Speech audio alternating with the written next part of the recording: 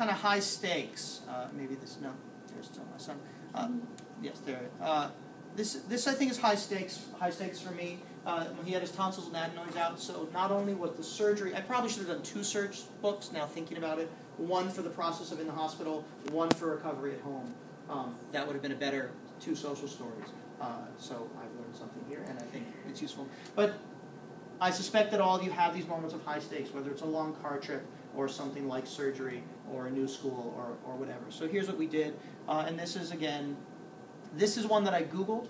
I spent a long time looking for surgery related, doctor-related things, and I found one and then I modified it. So this beginning is pretty much whoever it is who wrote it. Our parents or doctor will tell us we need to feel better. This really kind of long, several-page introduction to the whole world of healthcare, right? I mean, that's what it is. Sometimes we have to go to the doctor. The doctors are not people to be afraid of. The display is a little off here, but I'll pass it around. This says sometimes, this is the why. Sometimes my ears and nose get plugged up. So why is he having his tonsils out? Why is he going to hurt? How do you explain that to a 5-year-old nonverbal, cognitively delayed child, right? That he has to have this. You can just do it because they're going to stick a needle in him and he's going to go to sleep. But that's not the kind of parent I think any of us are here for, right?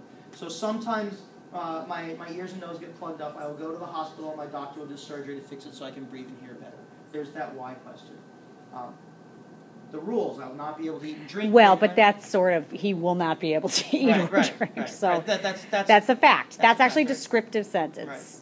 Right. What will happen, I guess this will collaborative or collective. Yeah. How it's going to work. Cooperative, the doctor will fix what I'm wrong, while I sleep. Again, I think this could have been broken up into several stories about what was going to happen, but live and learn. Mom and Dad are going to be there the whole time. On the next page,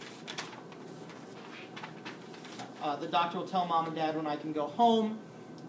When I go home with my parents, I still need to rest. It's going to hurt for a couple days. Then I will feel better again.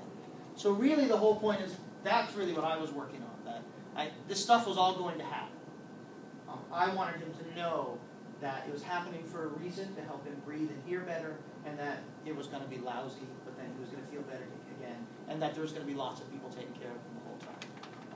So that's how it went. So those are the social stories that I have. That's how I put it together. I really think if you are more technically inclined, you should start with a basic word processing program and a single picture per page. That's what I do now. In fact, I don't even do that. I have a communication program that has images, and on my devices, as opposed to on his, which he gets to control, I'll just take him through a series of images that I can just show him on a device. It's an ephemeral social story. It's what we're doing right now, and I don't need to make it a permanent social story. And that's good too. I think you could, if you were better at drawing, you could just do it with a legal pad too, right? You just do it. With my daughter, who is a typical child, and if you have other children, we do this all the time. I tell her stories. Once upon a time, there was a girl named Ellie. That's her name. When Ellie needs to go to the potty, she runs to the potty. That's this week's story.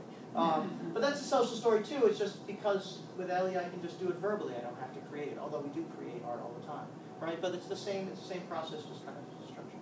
Any questions about what I'm doing with tech? I own BoardMaker. I like technology.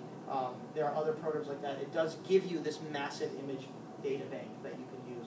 But frankly, Google Images is a pretty good massive data image, or Bing Images, or whatever. I mean, it's great. So you can get whatever you want. Word, insert image.